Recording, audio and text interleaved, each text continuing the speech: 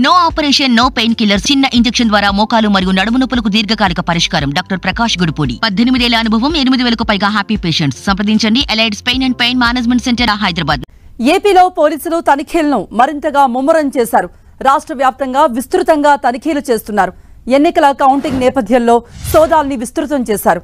June 4న ఓట్ల లెక్కింపు సందర్భంగా అల్లర్లు జరుగుతాయన్న సమాచారంతో పోలీసులు అప్రమత్తమయ్యారు. అనుమానిత ప్రాంతాల్లో పోలీసులు సోదాలు చేస్తున్నారు. ఇప్పటి వరకు 276 ప్రాంతాల్లో తనిఖీలు చేశారు. 10 మందిని అదుపులో తీసుకున్న పోలీసులు విచారణ చేస్తున్నారు.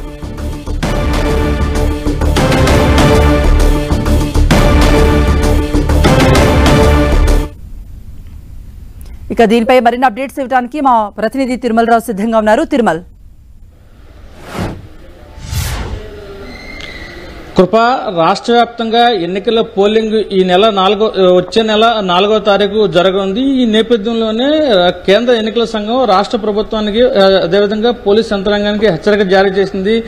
ఏపీలో ఎన్నికల కౌంటింగ్ ముగిసిన తర్వాత కొన్ని అలజడి సృష్టించే అవకాశాలు ఉన్నాయని చెప్పేసి కొన్ని ప్రాంతాలు కీలకంగా కోట్ చేస్తూ చెప్పడం జరిగింది. ఈ నేపథ్యంలోనే ఏదైతే ఉందో పల్నాడు జిల్లా, అదేవిధంగా తిరుపతి, అనంతపురము, ఇతర ప్రాంతాల జిల్లాలకు సంబంధించి అప్రమత్తంగా ఉండాలి. లేని పక్షంలో కౌంటింగ్ అయిపోయిన తర్వాత ఎన్నికల తర్వాత ఫలితాల ఆధారంగా గొడవలు జరిగే అవకాశాలు ఉన్నాయని చెప్పేసి హెచ్చరిక జారీ చేయడం జరిగింది. ఇప్పుడు దీనికి సంబంధించి రాష్ట్ర వ్యాప్తంగా 276 ప్రాంతాలకు సంబంధించి 24 మందిని ఇప్పటికే అరెస్ట్ చేయడం జరిగింది. దీనికి సంబంధించి వాళ్ళని అనుమతులుగా విచారించి అదేవిధంగా కొన్ని ప్రాంతాలు కీలకంగా కొన్ని ప్రాంతాల నుండి ఇది కాటన్ సచ్చి చేయడం జరుగుతుంది. ఇదే తిరుపతి జిల్లాకు సంబంధించి చూసుకుంటే మనం చంద్రగిరి నియోజకవర్గంలోని రామిరెడ్డిపల్లి, అదేవిధంగా కూచివారిపల్లి సంబంధించి ఒక్కసారిగా వివాదాలు చెలరేగాయి. ఈ నేపథ్యంలో జిల్లా ఎస్పీని కూడా మార్చడం జరిగింది. జిల్లా ఎస్పీ ఎవరైతే ఉన్నారో హర్షవర్ధన్ రాజు బాధ్యతలు చేపట్టినప్పటి నుంచి పూర్తి స్థాయిలో జిల్లాని అప్రమత్తం చేస్తూ అదేవిధంగా ప్రతి ప్రాంతంలో కీలకమైన ప్రాంతాలు అటువంటి మొత్తము 64 కీలకమైన సమస్యాత్మక ప్రాంతాలను గుర్తించడం జరిగింది. ఈ ప్రాంతాల్లో 24/7 ఫ్లాగ్ మార్చ్ చేయడంతో పాటు అక్కడ పోలీసులు అప్రమత్తం చేస్తూ నిరంతరము బందోబస్తు సంబంధించి తిరుపతి జిల్లాకు సంబంధించి ఎలాంటి అవాంఛనీయ సంఘటనలు జరగకుండా కూడా పూర్తిస్థాయిలో ఏర్పాట్లు చేస్తున్నారు. అదేవిధంగా ఈ పోలింగ్ కౌంటింగ్ జరిగిన సమయంలో కూడా అలజడి సృష్టించిన సమాచారంతో పూర్తిస్థాయిలో అయితే తిరుపతి జిల్లా ఎస్పీ హర్షవర్ధన్ రాజు పబ్లిక్ తో అప్రమత్తం చేస్తూ అదేవిధంగా పోలీసులను కూడా సన్నద్దం చేస్తున్నారు. మరోవిధంగా పల్నాడు జిల్లా చూసుకుంటే మనం పల్నాడు జిల్లా సంబంధించి కూడా మల్లికా గర్గకు సంబంధించి పల్నాడు ఇంకా అలజడి కొనసాగుతుంది. పల్నాడు జిల్లా సంబంధించి రాజకీయ నాయకులతో మాట్లాడుతూ అదేవిధంగా సమస్యాత్మక ప్రాంతాలను గుర్తిస్తూ ఎప్పటికప్పటికి పోలీసులను అప్రమత్తం చేస్తూ స్థానికంగా ఉన్న నేతల సహాయ సహకారాలు తీసుకుంటూ స్థానికంగా ప్రజలు కూడా ఎవరైనా కొత్తవారు ఎవరైనా వస్తున్నారా,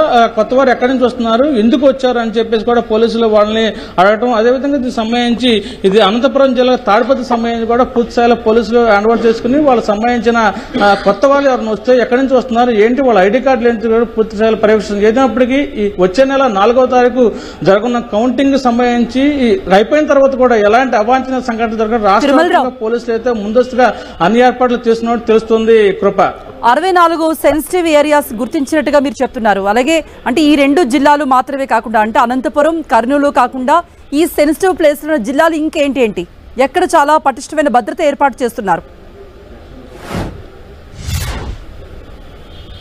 కృప, తిరుపతి జిల్లాలో కొంచెం కీలకంగా ఉంది. తిరుపతి జిల్లాలోని అదేవిధంగా పల్నాడు జిల్లా, ఈ 2 జిల్లాలు చాలా కీలకంగా ఉన్నాయి.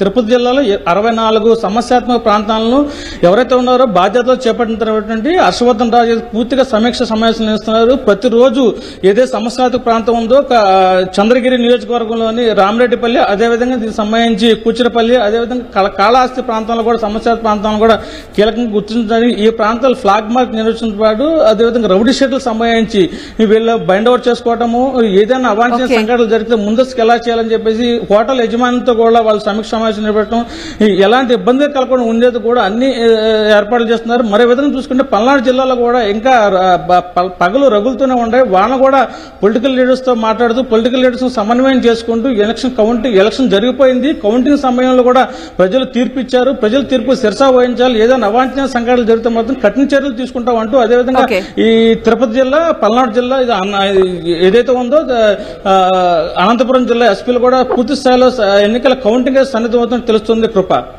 రైట్ తిరుమలరావు. సో జూన్ 4న జరిగే ఎన్నికల